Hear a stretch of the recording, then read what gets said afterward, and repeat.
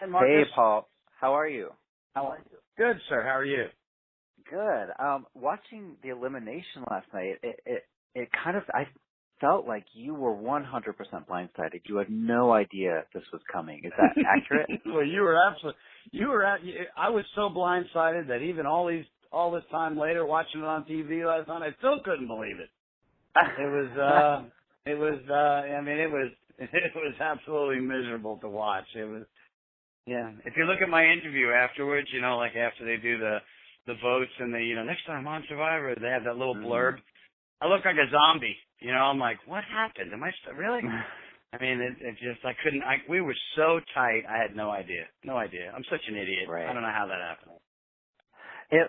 The way it was edited, it kind of looks like that one little comment you made about, there's an all-male alliance, you girls are on your own. It looks like that is what happened. Do you think that's really the moment where those girls turned on you? No, I think that was a convenient moment for Jessica to do what Jessica does, and she's an awesome person, but that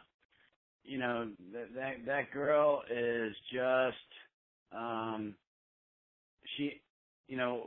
you didn't get to see her and I talking privately before that whole thing. I mean, not that day, but in the days prior. And one of the things I always told her is, Jess, you're overanalyzing everything. You're overanalyzing it. You're just thinking too much.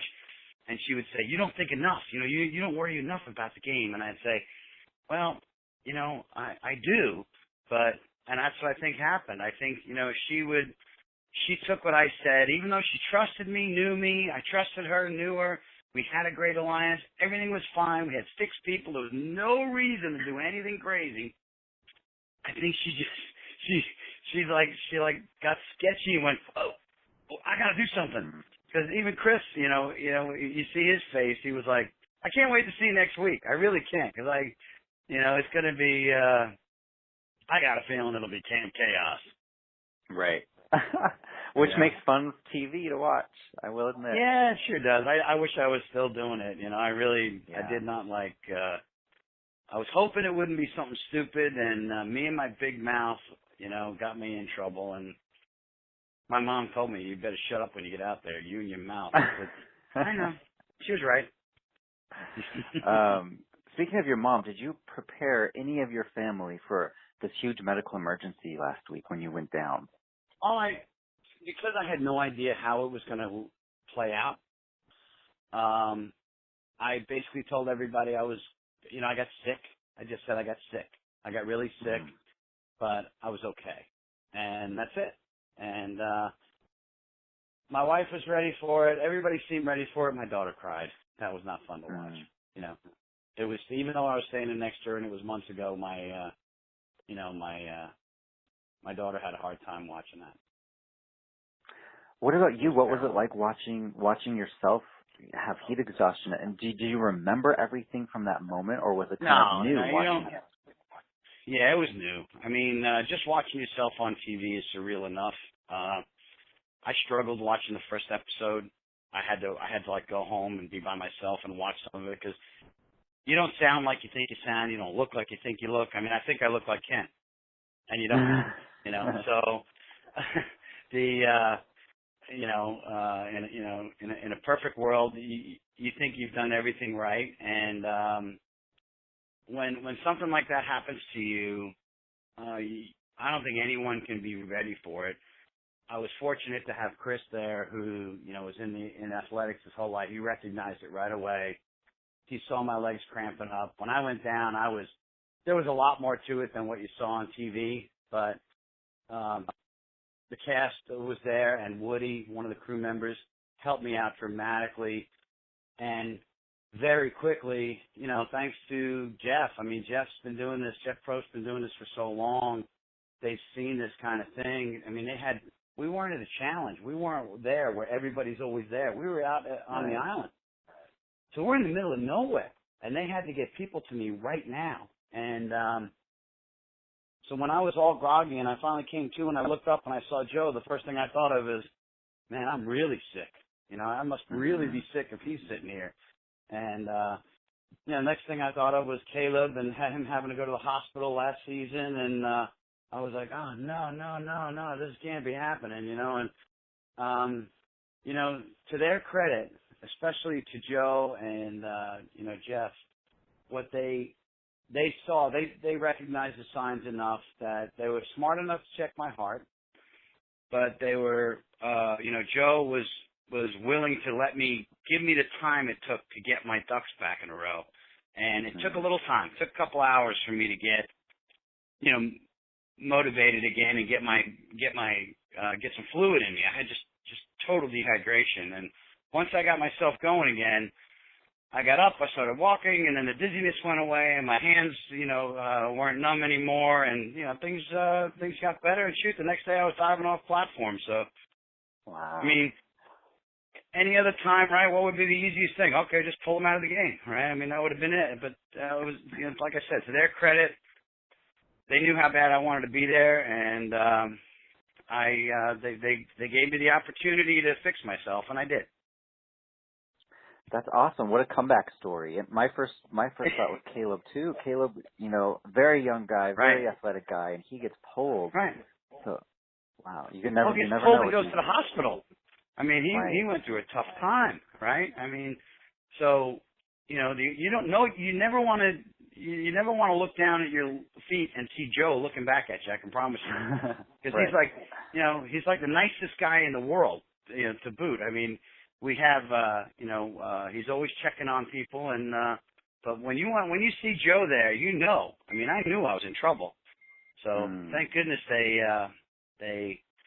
Like I said, they gave me the opportunity to fix myself, and I did.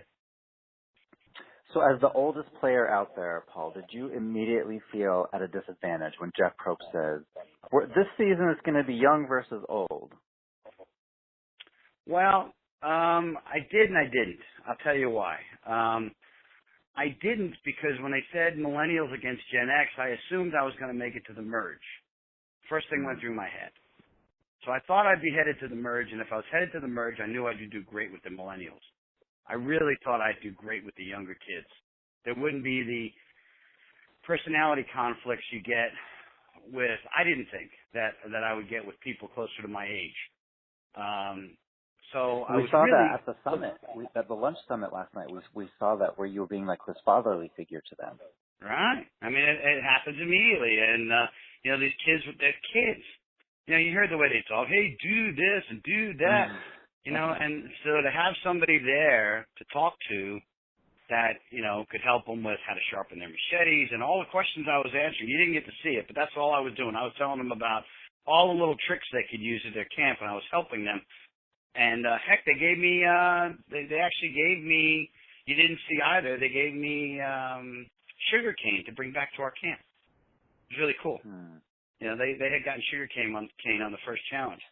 Where you don't, the question you asked me was, how did I feel about it? Well, you don't really realize the difference when you're 52 like me until Jeff says, Survivor's ready, go, and you realize you're the last or second to last one running up the hill. And then you go, holy crap, am I going to be behind? Am I going to be that guy? I don't want to be that guy. And, so it really put a different side of it for me. I thought for sure I'm going to have to use a lot more brain power in areas that I can't, where it's not just heavy lifting. Heavy lifting's fine. Sprinting over rocks, maybe not so quick. So I had to watch what I was doing and what I was saying, and obviously eventually I didn't watch what I was saying closely enough. It cost me the game. Let's talk about the hidden immunity idol. David found that day 4, day 5 or something. Did you ever go out there looking for it? Did you kind of feel like that wasn't really something? I looked every day, and that's another thing they didn't really show it. I was out there looking all the time, and it was really odd because the island, was inundated with storms, and we had a cyclone go through. Everything was broken down. Everything was disheveled. Everything was everywhere. So it wasn't like you were going to walk through the woods and see a purple tree. Everything looked the same. It just looked like trees on top of trees broken off. And so it was very, very difficult to search. But any opportunity I got, I was out there doing it. And to David's credit, going out there and looking for rocks for seats and then finding the idol like he did,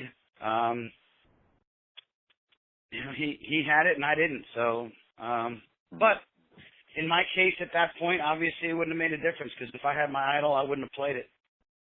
Right. If I had an idol I wouldn't have played it. I was safe. I mean, I had no question in my mind. I was 100% safe. Well, last question. Wasn't even a question. Your time was cut short out there. Would you come back and play again in the future? Absolutely. Yeah, I sure would. 100. I sure would. I would absolutely give it a shot. And knowing what I know now,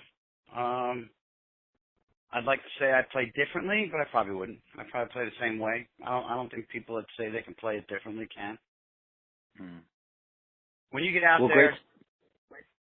Oh, go ahead. You're that person. I'm sorry. Once you get out there, you're that person. You are you. There is no, you can't make yourself somebody else. Well, great talking to you, Paul. We wish you the best of luck. We'll see you at the reunion. Hey, thank you very much. I look forward to meeting you guys. Okay, bye-bye. Have a great day.